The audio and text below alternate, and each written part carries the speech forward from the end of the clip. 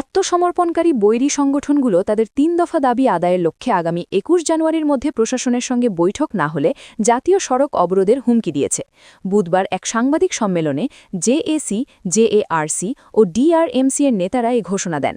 গত ২২ ডিসেম্বর সংগঠনগুলো দাবি আদায়ে জাতীয় সড়ক অবরোধ কর্মসূচি পালন করে। ওই কর্মসূচির পর প্রশাসন বৈঠকের আশ্বাস দিলেও আজ পর্যন্ত কোনো বৈঠক অনুষ্ঠিত হয়নি বলে অভিযোগ তাদের। নেতারা জানান, শান্তিপূর্ণভাবে সমস্যা সমাধান চাইলেও প্রশাসনের উদাসীনতা তাদের কঠোর পদক্ষেপে বাধ্য করছে। এই হুমকি দেশের যোগাযোগ ব্যবস্থায় প্রভাব ফেলতে পারে, যা সাধারণ মানুষের দৈনন্দিন জীবনকে ব্যাহত করবে। সংগঠনগুলোর দাবিগুলোর মধ্যে সম্ভবত পুনর্বাসন ও অধিকার সংক্রান্ত বিষয় রয়েছে, যা দীর্ঘদিনের অমীমাংসিত।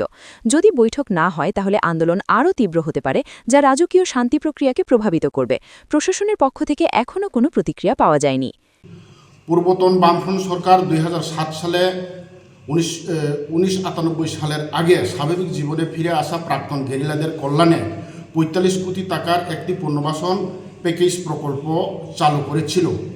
সরকারিভাবে এই package broad rehabilitation package scheme for প্রি-1998 returnees, BRP scheme pre ninety eight returnees নামে পরিচিত। উল্লেখ্য, তন্মধ্যে ২২ কোটি টাকার প্রকল্প ইতিমধ্যে বাস্তবায়িত হয়েছে। বাদবাকি ২৩ কোটি টাকার পুনর্বাসন এখনও কার্যকর হয়নি। প্রসঙ্গত, এই পরিপ্রেক্ষিতে প্রি-1998 প্রাক্তন গেরিলাদের umbrella organisation Tripura guerrilla returnees demand committee, মানে সংক্ষেপে TGRDC এর নেতৃত্বে ৩ দফা দাবির ভিত্তিতে প্রাক্তন গেরিলারা গত ২২ ডিসেম্বর ২০২৫ খ্রিস্টাব্দে সোমবার আসাম আগরতলা জাতীয় সড়ক লাইফলাইন অবরোধ করে।